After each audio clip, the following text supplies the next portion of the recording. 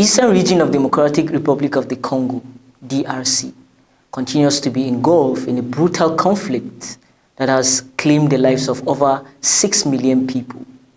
The resurgence of the M23 rebels, a militant faction composed primarily of members of the Tutsi ethnic minority, has intensified violence, displacing hundreds of thousands and raising concern about regional stability. The latest clashes between M23 and the Congolese government forces have resulted in the rebels seizing key strategic areas, including the mineral-rich city of Goma. This marks the second time the group has captured the regional capital, with the last occupation occurring in 2012.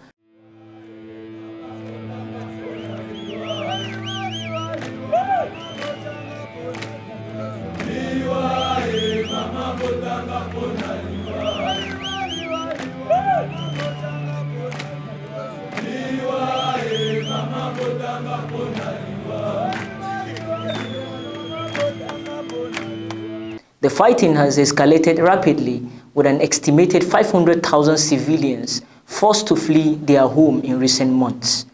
According to humanitarian organizations, despite the presence of the Congolese army and 15,000-strong United Nations peacekeeping force, government forces have struggled to prevent the rebels from gaining control over critical territories. The resurgence of M23 has raised concern about foreign involvement, with the Congolese government accusing neighboring Rwanda of backing the rebel group, an allegation that Kigali has consistently denied. The conflict has further strained diplomatic relations in the Great Lake region, with growing international calls for de-escalation and negotiations. As the humanitarian crisis worsened, 8 agencies warn of dire condition for displaced population, who now face food shortages, inadequate shelter, and the constant threats of violence. The situation remains volatile, with ongoing efforts by regional and international actors to broker a ceasefire and restore stability in the embattled region. The Democratic Republic of the Congo is the second largest country in Africa by landmass, surpassed only by Algeria. However, beyond its vast size, DRC is also considered one of the wealthiest nations on earth in terms of natural resources. The country boasts some of the world's largest reserves of uranium, cobalt, copper, gold, and diamonds, making it a critical player in global mineral market. Despite this immense wealth, the DRC has been plagued by ongoing conflicts, fueled in part by competition over these valuable resources. The President of the Democratic Republic of the Congo, DRC, Felix Tshisekedi, has accused Rwandan President Paul Kagame of allegedly sponsoring the M23 rebel group, which has been responsible for escalating violence in eastern DRC. The Congolese government claims that Rwanda has provided military and logistic support to the rebels, enabling them to capture key territories, including areas rich in mineral resources. In response to this allegation, Rwandan President Paul Kagame addressed the issue in an exclusive interview with SABC News. Tell you what the problem is. Well, in fact, the president of DRC did not just say he's willing to fight Rwanda.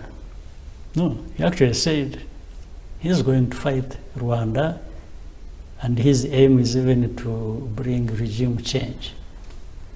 And by the way, started inviting these critics we talked about earlier, whichever way. Even they went to Kinshasa, they have met, the whole thing was for him. He's trying to organize them, fund them, and support them to remove the government of Rwanda.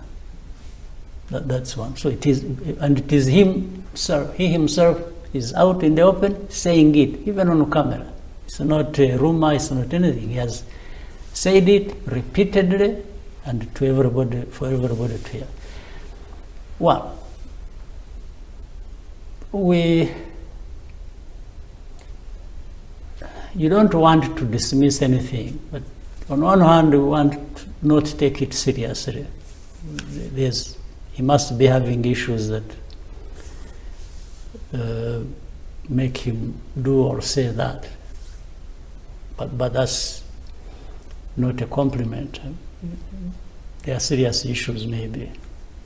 But on the other hand, we don't want to take anything. Maybe he actually, and especially when we started seeing that he was organizing people and bringing them to Kinshasa, and that he has armed the FDLR. You know the FDLR? These are I know the FDLR. The people, yes. He has armed them, given them everything they wanted. So he's using them to fight his wars against M23, against any other person he wishes to fight. So that starts becoming serious. We have had that serious problem of FDLR living in the DRC even before he became president. That's a different issue, but when he became the president, now he has openly and officially been associated with them and supporting them, and the aim is to cause problems here in Rwanda and along the lines FDLR is. And in fact, the fact that he embraces FDLR shows something else. And that is, and then alongside that, he has mobilized some countries, especially, I will not hesitate to mention. For example, if you see Burundi, the way it is involved in the DRC and in the fight alongside the forces of Congo against M23, it has this connotation of the history of genocide and the politics along ethnic lines and discrimination and even persecution and so on and so forth. Also, tension between South Africa and Rwanda have escalated following the deaths of 13 South African troops in a stronghold controlled by the rebels in Democratic Republic of the Congo. The incident has heightened diplomatic friction, with South Africa political figures openly criticizing Rwanda's alleged involvement in the conflicts. One of the most vocal response came from Julius Malema, former South African presidential candidate and leader of the Economic Freedom Fighters, EFF party. For sure, the pictures of those soldiers of South Africa who were captured were going to be circulating now. The reason why we no longer see those videos of South Africans, they took phones away from them. They no longer have phones. So there is a big problem. We have no capacity. That's why I'm not saying let's go and attack. I'm saying withdraw. Let's regroup. Let's regroup and retrain. And if Rwanda has got anything to do with this, let's go for them. Because we're not going to have Rwanda dictating to us. And Kagame speaking to Cyril the way he was doing. We know Cyril is weak, but he remains the president of our country. The way he was addressing Cyril, he was addressing us. He can't address us like that. He can't kill our people and not be challenged on that. And SADC agrees that the Rwandan army had something to do with what is happening there. Who is the commander-in-chief of the Rwandan armed forces is Kagame. We are not saying DRC is in a good hands and therefore it's just being provoked. By how DRC has dealt with issues in Eastern DRC is something that needs to be resolved if we're to have a permanent resolution into that crisis. But to undermine colonial borders because you think you've got a backing of France and all imperialist forces to an extent of challenging the biggest army, South Africa, they've undermined us to the extreme. A staunch Pan-Africanist, Malema has called for strong retaliation against Rwanda, going as far as suggesting military action in response to what he perceived as Rwandan interference in the DRC.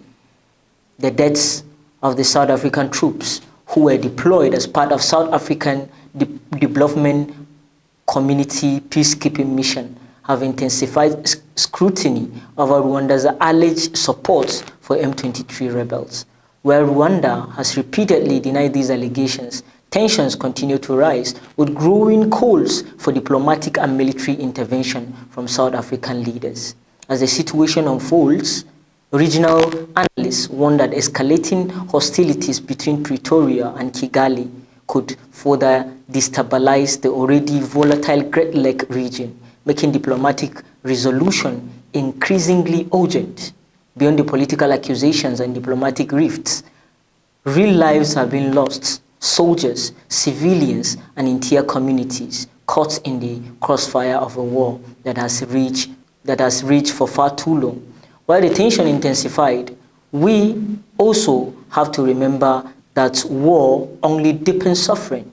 The real solution lies in diplomatic engagement, accountability, and a collective effort to address the root cause of the problem. The people of DRC, Rwanda, and South Africa deserve peace, not more violence. Now, more than ever, African leaders must rise above political rivalries and work toward a unified, peaceful, and just resolution, one that prioritizes the lives of those who have already endured so much loss. The world is watching, and the people of Africa are hoping that their leaders choose dialogue over destruction, peace over war. With that, we wrap up today's edition on Diaspora Digital Media. Follow the conversation on our social media platform. Don't forget to like this video, subscribe to our YouTube channel, and hit the notification bells to get alerted when we drop a new video. I am Ibrahim Umar Wasi. See you next time.